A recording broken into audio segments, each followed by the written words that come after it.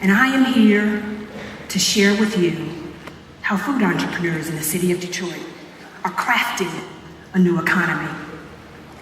And we're crafting this new economy on the simple premise that people aren't buying what do we make.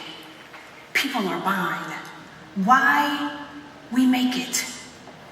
This is a community of food entrepreneurs, and people are starting to take notice of the culture that we have created. Just this past week, an article was in the Metro Times, and that article said, Detroit business leaders need not fear competition.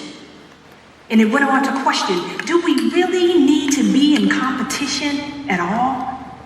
How about if we work together to foster more and more businesses along Detroit's Main Street? Maybe, just maybe, we can hasten the rebuilding of our city in a more complete manner. Maybe. And the article went on to say, and I quote, oh, I love this quote. The article went on to say, it is worth noting that in Detroit's craft local food and beverage community, it is void of any competition at all, because this is a community. This community of food entrepreneurs helped me. They helped me to fall in love. They helped me to fall in love with my city all over again. And so my love story begins. My love story is a story of tragedy, but it's also a story of love. Love of people, love of community, love of good food, love of nature, but also a love of business. You see, I bought my home, my very first home, on the South Shore of Long Island, New York. And my home was positioned in between two canals, the Hudson and the Woodcliff Canal, because I love nature and I wanted to live near the water. And in 2012, when Hurricane Sandy came barreling through the East Coast and landed ashore, it destroyed my home, it destroyed my community, and I lost every single thing that I owned. But that hurricane, it led me back. It led me back to my beloved Detroit. And when I came back to Detroit, I noticed a couple of things. The first thing I noticed is that there were parts of this city that looked like it too had been hit by a hurricane. An economic hurricane of sorts. But number two, and oh so importantly, I noticed that here were two communities. My community back in Long Island that had just been devastated by a hurricane, and the communities in the city of Detroit. They looked almost identical. And the reason why they looked almost identical is because the same logic was at play.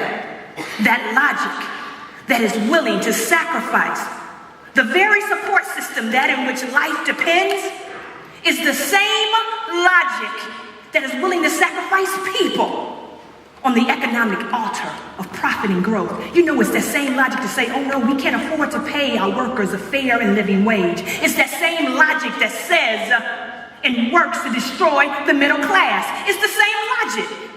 And ladies and gentlemen, I'm here to tell you, in many cases, it's the same people behind that logic.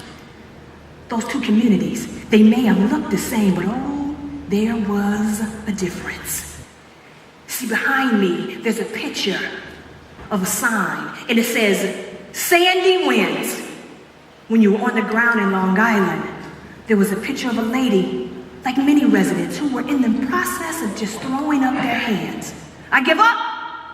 I quit. Sandy wins. But I challenge you, I dare you to go into the communities in the city of Detroit and you will find something very different. People in the city of Detroit are not raising their hands saying, I quit, I give up.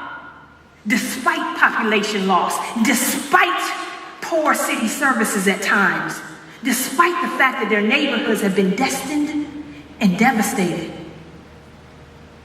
they're winners. And that's who we are.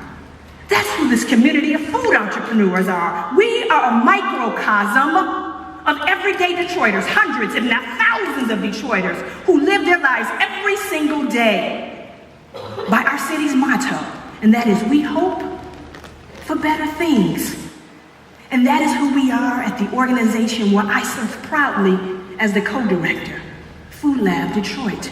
We are a community of food entrepreneurs who are committed to making sure good food and good food businesses are a sustainable reality here in the city of Detroit. And everything that we do, all of our programming that we do, supports our mission. Our programming can be found in what we call the 3 C's. It's a model that our founder created. And the 3 C's are cultivate, connect, and catalyze. So yes, we cultivate. That means that we do help entrepreneurs get started with their business. But here is how we cultivate businesses. We help them to start their businesses in a way in which they can give back to the greater good in their day-to-day business operations. That's why we created Detroit Kitchen Connect. Because what we wanted to show entrepreneurs is, how does it feel to be involved in what we call a shared economy? How does it feel to be involved in what we call collaborative consumption? And we wanted to show folks that what we are doing is what Detroiters do every single day. When you don't have money, you turn to your neighbors. So we turn to churches and communities and say, can you open up your doors to us, in many cases for free, to help our entrepreneurs start, grow, and scale their businesses? And they said yes. The second thing we do is we connect. Yes, we connect entrepreneurs in the kitchen, but we also connect entrepreneurs to each other. We have a very diverse body of businesses at Food Lab. So it's important for us, for them to connect, because businesses who are working together is better for everyone. We connect them at our membership summit. We connect them at classes and workshops and seminars so that they learn together.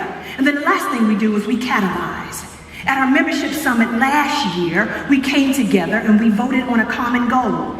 And that is to help other food businesses who needed to navigate the licensing process to be able to do that. So we gathered all the resources and we sat at entrepreneurial roundtables. We went out to the community and we helped entrepreneurs. We sat on panels and we answered questions. See, you have to understand, ladies and gentlemen, that this is not some touchy-feely, hippy-dippy way to do business. This is how you grow a sustainable local food economy that encompasses everybody. It's about love. It's about compassion. It's about relationships. And guess what?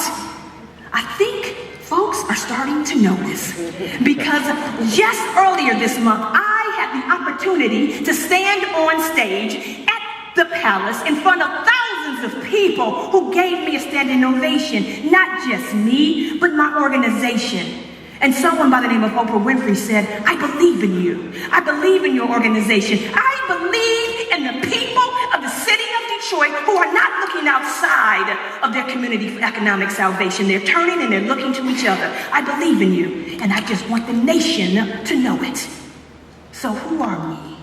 Who are we? We're this community of entrepreneurs who are changing the food economy, because we know that in order to change the food economy, in order to change the nation, we have to be the change that we want to see.